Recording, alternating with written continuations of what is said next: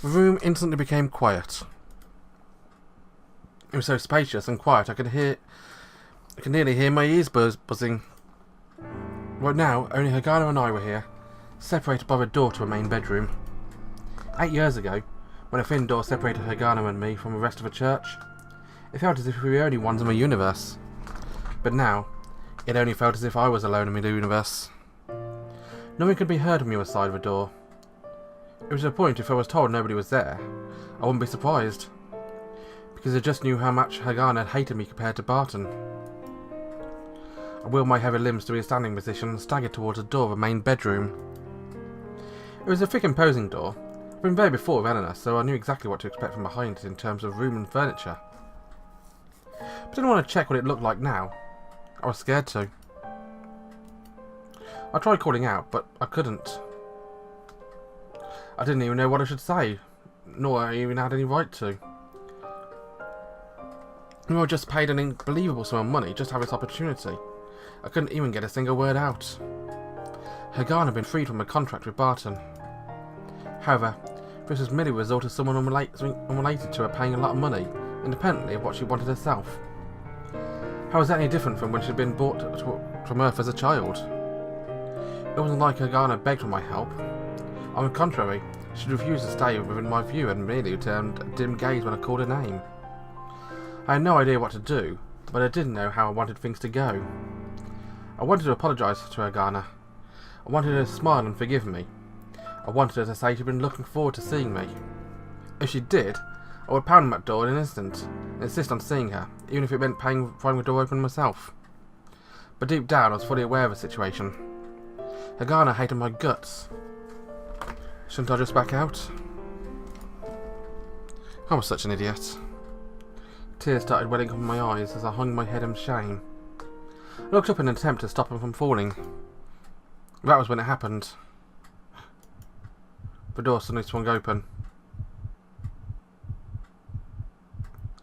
Since she obviously hadn't noticed I was there, Hagana was startled like a stray cat in an alleyway.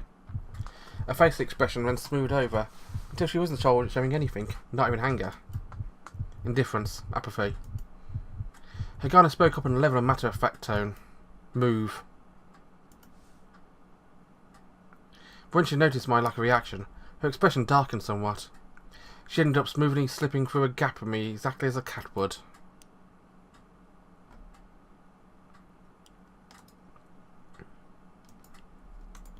It was completely by chance that my hand managed to grab her wrist.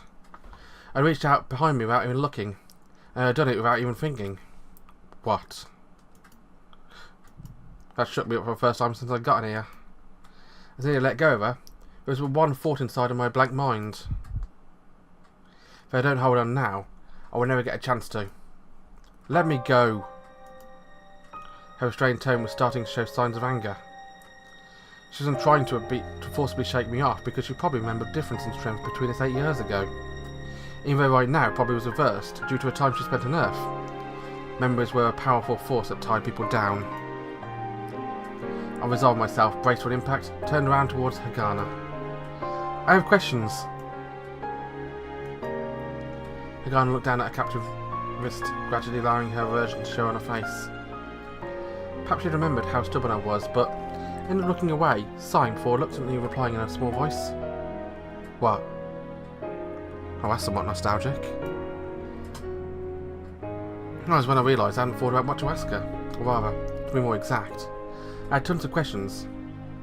Things like what she'd been up to until now, why she joined forces with Barton, or what she was trying to do. However, those weren't the things I truly wanted to ask. What I wanted to ask was something completely different. It was something nasty and stupidly vulgar, but so more important to me. Why did you do such things? Such things? Much like she used to, she narrowed her eyes, stared at me dubiously in irritation. In her place, the smooth-talking Eleanor would probably have said something like, well, isn't the situation I'm currently being put into similar to what you were referring to? The biggest earnings in my entire life have been... Did she hate me that much? Did she despise me? I was afraid of how I would react if I was to tell me she did, but I couldn't bear not asking her. Hagana then merely replied. That was the most efficient way. Did she do it for me? Did she do it for her? Realisation, definitely. I briefly wondered if she meant this would be the most efficient way to torment me, but somehow I felt like it wasn't what she meant. The most efficient... Yes. That guy's plans and mine match perfectly. I merely entrusted my goal to that person most suited to helping me accomplish it. Who that person is, didn't matter. That could also be interpreted to mean that she hadn't done this out of spite for me. But aside from an optimistic explanation, that could just as easily mean that Hagana simply never cared about me. If you're done, let me go. Taken by surprise, I promptly opened my mouth to continue the discussion. As I did so, I probably looked like a child about to be abandoned. But it wasn't about me, and why you... My mind was a mess. The only words coming out of my mouth were haphazard. There was no way I could hold Hagana's attention like that. The expression became increasingly grim. As I desperately attempted to find things to ask her, I recalled her words a moment ago. Then, you also want to take down Emerald Industries like Barton? That question seemed to catch Hagana's interest, if only a little. I don't care about Emerald Industries. Even 8 years ago, Hagana never explained things thoroughly. Just thinking about it, that seemed doubtful. What could she mean by saying that she had the same objective as Barton? She was trying to make Emerald Industries a surrender, while at the same time having no interest in that herself. She means you dummy. I didn't get it at all. However, the reason I was shaken was that because Hagana wasn't the type to lie. If she'd been like that, she would have already gotten away. Even if that meant having to gnaw on her own arm or free herself. In that case, that means there is a key to understanding that his pudding statements. I've answered your questions, let me go. Hagana said this and shook her arm. The gesture brought me back to my senses and I started. Yeah, but... I've answered your questions. Keep your promise. As a black eye pierced me, I instinctively let her go of her. Hagana, not yet used to a lower gravity, lost her balance somewhat, but she quickly regained footing and readjusted her sleeve with a displeased look. As for me, my heart was so filled with thoughts about Hagana, that I rapidly started to lose sight of what I really wanted to ask her. Hagana was slowly making her way towards the door. My mouth opening right at that moment was basically a conditioned reflex. Where? It didn't matter, did it? But the answer was resonating in my ears. The actual reply was different. Shopping. That awfully dramatic answer took me aback, but thanks to my mind managed to focus a bit. What about money? I have my room key. You also uses a credit card. Hagana gave her answer and put her hand on the doorknob. Upon realising the conversation was over, a feeling of grief washed over me. So strong it made me want to burst into tears. It felt as if everything I was about to end, just like that. It was probably because I was aware there was nothing I could say to stop her. Right as I was about to call her to a halt, a shrill ringing noise came from my breast pocket. So sudden that both my eyes and attention shifted to my pocket. That brief lapse of focus, I lost my chance to call out to her. When I looked back up, she'd already left. My phone was still ringing, and annoyed by how stubbornly it kept ringing, I angrily looked at the screen. It was Gazanica. I had to take the call. Besides, I could only blame myself for what transpired with Hagana. Hello? I hadn't spoken right away because I thought he might have been able to hear from my tone how shaken I was. Where are you right now? I called your office, I was told you're out. I'm at the hotel. I see. It's good you're nearby. Could you come right away? Why? I gazed through a door through which Hagana and I left. I hesitated a bit. I'd like to make this your top priority. We won't make any profit, but I'll still say we'd earn quite a bit. What? Seneca tried keeping his voice down, replied to my question. Did you two make a killing? Huh? Haven't you made up of enough money to crush a casino?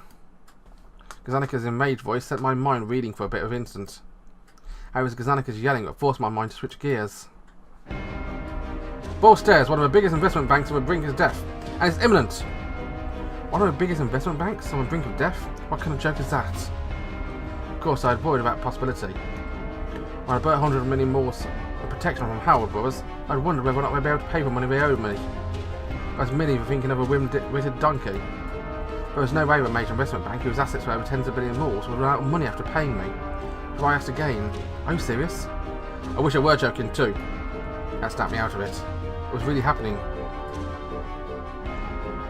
I couldn't really quite come to terms with it though, probably because I couldn't quite imagine the consequences it would have. Major investment banks are the backbone of the economy, you know. They take care of tens of thousands of transactions every day. If they were to go bankrupt, a lot of companies would be unable to function the following day. It would have serious consequences for the economy. I know that! Gazanica shouted that, before taking a deep breath to allow himself to calm down. So I'm currently gathering talented people I can trust to help me with this.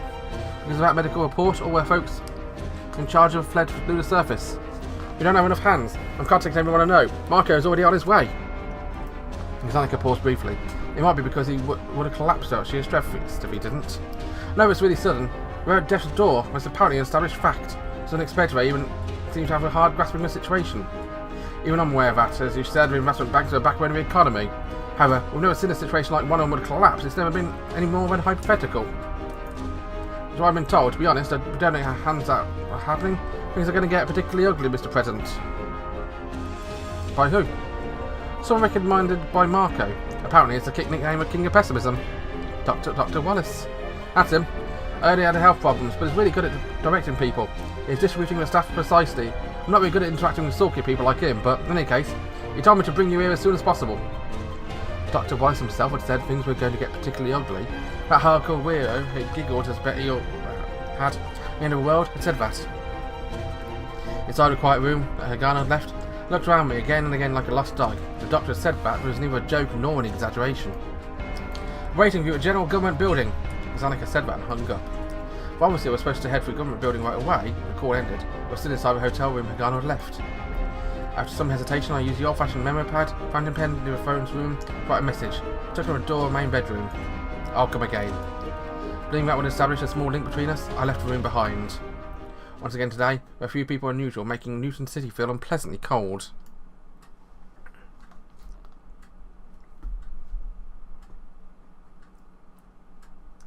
As directed, I headed straight for a general government building. It was in front of a hotel. The building was simple and one would expect from a lunar surface, where government tended to be ignored. There usually weren't that many people there. But today, the absence of people was somewhat weird. Even though every single person I could see was running around, the number was abnormally low. I've seen a sight like this somewhere before, in a movie. It looked just like a town where most of the population had fled before an encroaching war front.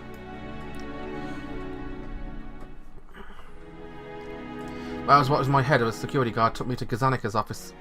Upon arriving, I noticed that everyone was gathered. There were people sitting on the ground, some others sleeping against the wall. No one seemed to mind. Everyone had been awake and studying at least 2 tablets near their ears, and were searching for data or giving people instructions. How? The moment I took a step inside the office, Gazanika's characteristic voice called out my name. The group around him, looking for a world like a crowd waiting impatiently like a delayed train, turned around as one looked upon me. Many were younger than me. About what we discussed on the phone. Let's talk in the back room. Gazanica took me to the back room at once. It was a dedicated room furnished with a huge imposing desk, and it gave a sense of purpose. Since successful presidents were all earthborn men of a certain age, it must have been made that way on purpose. Once the door was shut, the tumult was completely shut out. I was contacting 13 hours ago overnight. Gazanica closed the doors by pressing him back to it, and said that it was one of the vice presidents of a big investment bank, Bull Stairs, said they were nearly out of working capital. But at this pace in 4 days, I'd be out of business. I couldn't swallow what I'd been told. Couldn't understand it, but not accept it. Answered Gazanica with a serious look. He laughed. Bet you don't understand what he's saying, right? I didn't understand what I've been told either. Even talking to another person who didn't change anything. Anyone could understand that must be in an orbital elevator right now. But 3 hours later, the VP called back and said this. In 4 days, when market opens, our bank will collapse. At the same time. In consequence, Gazanica took a brief breath inside. Could we expect assistance from your government? No way. I almost said, but it held it back because I was standing in front of a president. Is that for real? Yes. Seems like we really are about to go bankrupt.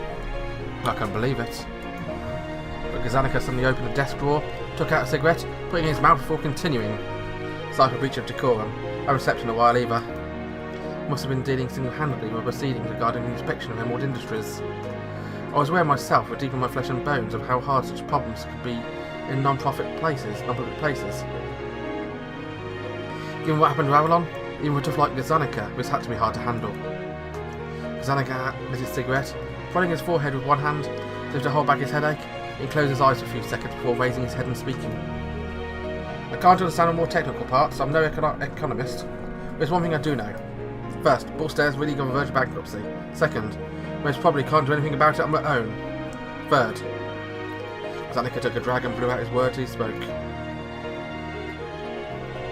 They must not be allowed to go bankrupt.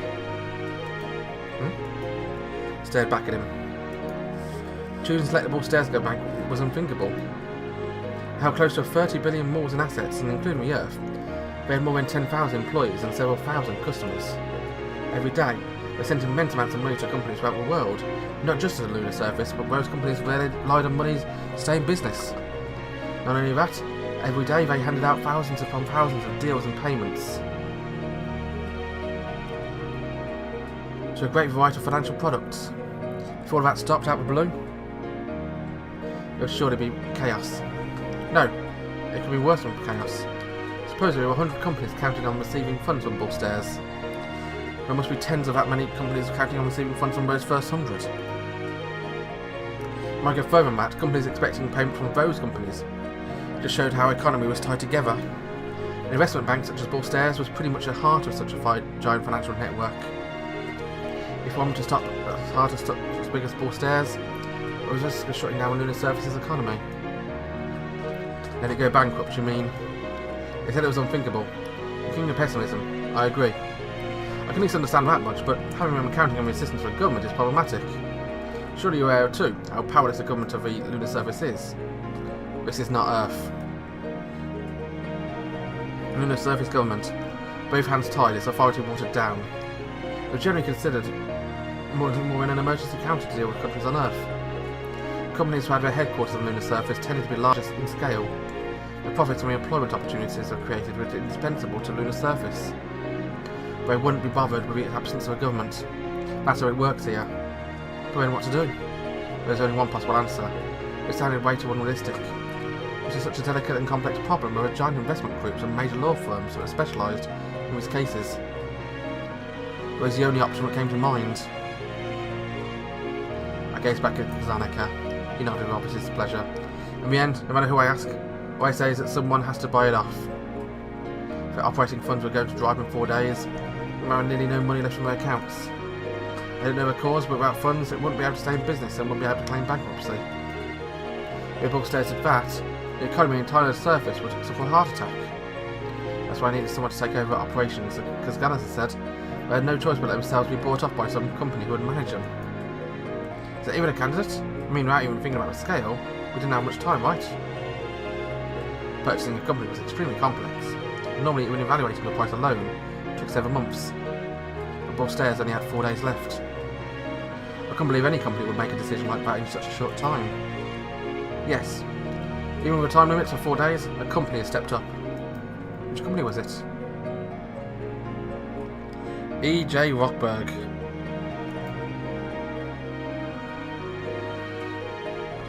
The biggest commercial bank on the lunar surface. This is where Chris worked. I know the thing may indeed have a chance of making this work. But Bull Stairs will probably try and struggle to a bitter end.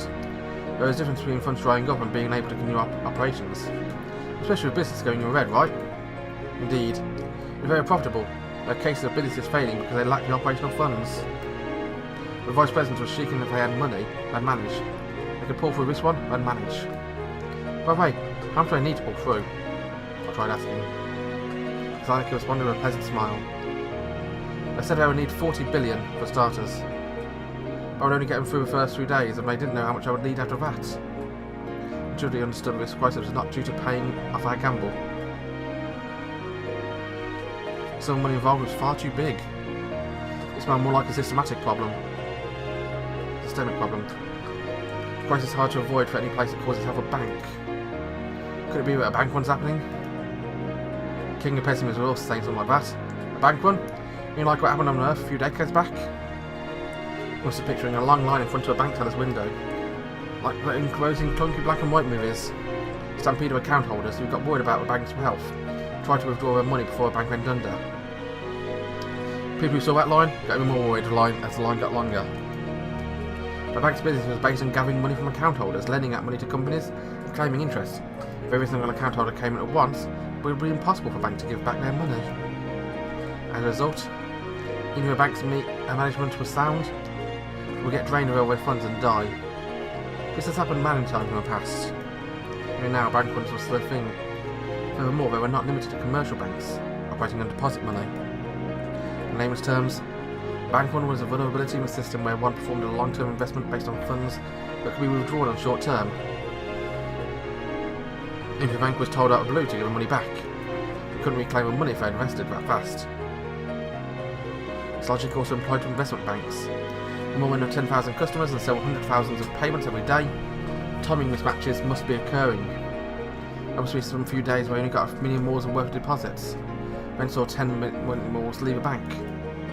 To top it off, investment bank's account was loaded with funds of the world's fastest investors. If something happened, they ran away much faster than normal depositors. Something involved on a whole different scale as well. A something problematic occurred on the lunar surface. 40 million more wasn't really a huge amount for them to be asking. At any rate, I'd like to ask you and yours to estimate the price of bought stairs. You mean valuation of assets? Which like we commercial third parties, bought stairs and EJ Rockberg handle this on their own. Things are most certainly where to develop properly. They're vastly different positions after all. If the government agrees to stand between them, they might be able to get a little more rational. It must at least have its much utility value. Kazanika laughed and sarcastically. It looked like a wolf assaulting a half-dead rabbit. Unfortunately, the world wasn't as simple as that. EJ Rockberg tried to take advantage of Bullstaire's weakness by buying it for too low a price. Bullstair shareholders might refuse a buyout. It sometimes happened that one choose death rather than being taken advantage of. Companies are managed by human beings after all. Might as well like what happened to Ella. Also, the whole of the lunar surface's economy must not be put in danger because of this. So, is it really impossible to sustain Bullstairs with government money? There was a precedent for such a thing on Earth. The government system must not be so different here on the lunar surface on Earth. The legal system must have been based on America's model. That's why I tried asking, but Gazanicus merely sneered. The government doesn't have that kind of a budget. Even if by chance we did give that amount, there's a place where companies operate for their own profit. Why do you think we can give preferential treatment to Bullstairs alone? Other companies won't stand for this. If the lunar surface could get this developed, you could argue it's because of the absence of government. The fact that moneymakers were most expected was in some way an equitable state of affairs for quite a while. If we gave money to Bullstairs in this situation would break apart. Were we actually even letting real estate companies go bankrupt? I'd have to answer the question, why them alone? Would it be seen as unfair and might cause retaliation? If a government, this would probably be done by means of regulations and monitoring, which is precisely what everyone has collaborated to eliminate until now, so that the lunar surface would develop further than Earth. Even MPs and cabinet ministers were affiliated with companies for the most part. Their job was to ensure their masters that other companies didn't acquire unjust privileges, or to make things better for their companies and opportunities arose. Thanks to this tug of war in the end, a neutral situation had been maintained. The lunar surface was able to get rid of interference and sort of unnecessary regulations and bureaucracy you got on Earth, and it managed to keep on developing itself. Government interference would mean turning back the clock of history. The only way we get our hands on any government money is if a giant hole appears on the lunar surface dome. Understood. I nodded, glancing at Gazanica as he called someone on his internal phone line. Wow, this really is the end of the world. And the episode. Bye bye.